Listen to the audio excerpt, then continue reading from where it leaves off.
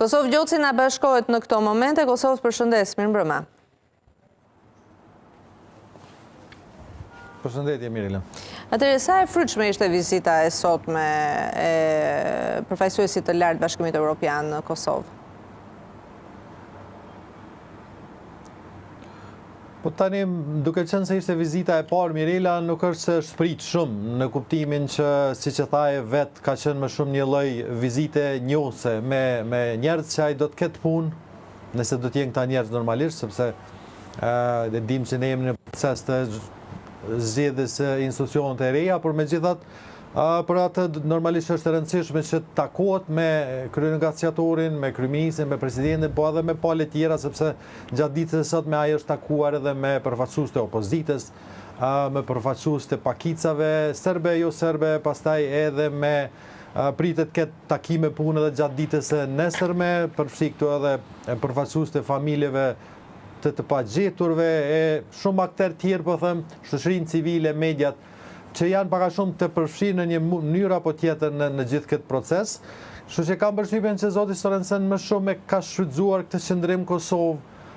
për të pa paka shumë cilat janë qëndrimet, shqetësimet, idetë, paka shumë që ka pala kosovare përfshi këtu, edhe drejtuesit e institucione, po edhe opozita, shoqëria civile dhe të tjerët, sa përket procesit dialogut, dhe ne paka shumë e pam çfarë ka marraj deri diku, sidomos nga ana e zonës Osmani, po paka shumë këto qëndrime edhe, nëse mund t'i quaj kështu ankesa, i ka marrë edhe nga palët tjera, në këtë rast nga kryeministri dhe kryenegociatori Bislimi, sidomos ku bëhet fjalë për qasjen jo të barabartë, paktën siç është thënë vazhdimisht edhe nga zonja Osmani sot, që ka pas Bashkimi Evropian karshi dialogut dhe Kosovës në përgjithësi, pastaj masat ndaj BE-s, problemet apo shqetësimet që Kosova ka sa i përket draft statutit për asociacionin e shumë çka tjetër. Dhe normalisht duke qenë se zoti Sorensen është i ri në këtë detyrë, domosdoshmërisht që do i duhet kohë pak më gjatë, po them, të mishërohet deri diku me qëndrimet, po edhe me zhvillimet edhe kërkesat që kanë palët. E kuptoj, pra ishte një vizitë njohëse më tepër e Sorensenit në Prishtinë, por nuk është se kishte ndonjë ecuri konkrete për sa i përket dialogut mes dy vendeve, kërkesave të paraqitura nga zonja Osmani për çështjen e asociacionit me shumicë serbe, të cilat ajo ishte me dyshim në atë projekt të dhënë nga Bashkimi Evropian më parë etj. Pra ishte vetëm një, le të themi, një prezantim i Sorensenit, një vizitë kortezie në Prishtinë. Si kanë reaguar palët? Kanë parë reagime të gjithë përfaqësuesve të politikës?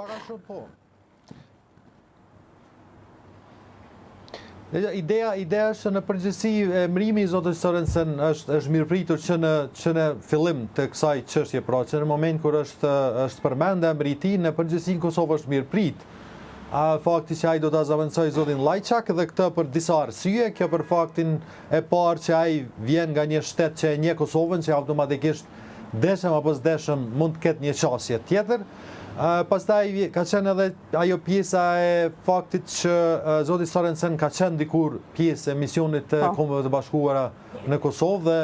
për disa vite ka qëndruar në Kosovë dhe duke pas parasysh se e njeh goxha mirë realitetin, zhvillimet që kanë ndodhur ndër vite dhe besoj nuk është edhe aq jo i updateuar, po them, me zhvillimet në përgjithësi në Kosovë, dhe kjo normalisht është parë si diçka pozitive, kështu që domethënë nuk është se patëm ndonjë deklaratë të tij që tregon pak a shumë se çfarë mund ndodh ose çfarë pritet, kjo edhe për faktin se ai pritet të shkojë edhe në Beograd, edhe pse ishte para parë që ai të shkonte në Beograd me njerë pas Kosovës, por me gjas për shkak të zhvillimeve që kemi në Serbi.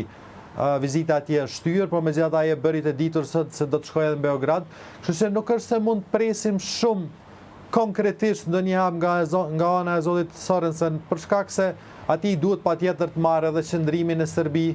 dhe pastaj ndoshta të mendohet se çfarë do të jenë hapa tutje, sa i përket qoftë organizimit takimeve të para, qofshin ato në kuadër të kryenegociatorëve apo edhe të nivelit të lartë ndërmjet kryeministrit Kurti dhe Aleksandar Vučić, pra presidenti i Serbisë. Megjithatë ajo çfarë pak a shumë kemi arrit të marrim vesh është se gjasat e mëdha janë që çështja e pagjeturve ndoshta të jetë një nga pikat kryesore që mund ta trajtoj, për shkak se kem parasysh është një nga marrëveshjet e fundit që është arritur një lloj dakordësie deri diku mes dy palëve dhe kemi një deklaratë përbashkët edhe nga ana e Bashkimit Evropian dhe me gjash kjo do të jetë ai hapi i parë që në një farë forme të mbyllet kapaku kësaj çështje, megjithatë mbetet të shihet. Ai e përsëriti pak a shumë qëndrimin që BE-ja ka sa i përket dialogut, idesë që duhet ketë kompromise, edhe se dialogu është për këtë, po që normalisht gjithçka varet nga palët. Dhe në anën tjetër, duhet ta kemi parasysh Mirela, ne jemi shumë afër për vjetorit të marrëveshjes e Ohrit. Tashme asaj të Brukselit i ka kaluar disa ditë. Kështu që pak a shumë edhe zoti Sorensen e përsëriti faktin që për ta është rëndësishme që të zbatohen ato që janë dakordsuar për ndërmjet dy palëve. Megjithatë mbetet e shihet. Duhet ta kemi parasysh se situata edhe në Kosovë edhe në Serbi është paksa komplekse, do thoya, këtu për faktin se jemi në ndrim të qeverive e sipër, ndërkohë që Serbia është kapluar nga protestat e shumta dhe gjithë kjo normalisht që pastaj në një formë ose tjetër e vështirëson pak a shumë edhe ecurinë e procesit të dialogut. E qartë, pra këtë po thoja që diplomacia e Bashkimit Evropian vazhdon një kushte laboratorike, ndërkohë që në terren ka kryesisht një ritëm tjetër. Beogradi u pushtua nga protestat, Vučić duket se po e mban në darën e tij politike, por nuk dihet se sa do zgjasi, ndërkohë që atje te kjo ende nuk është legjitimuar qeveria e re. Çfarë bëhet me qeverinë? Ku jeni me qeverinë? Apo u mësuat pa qeveri dhe jeni më mirë kështu?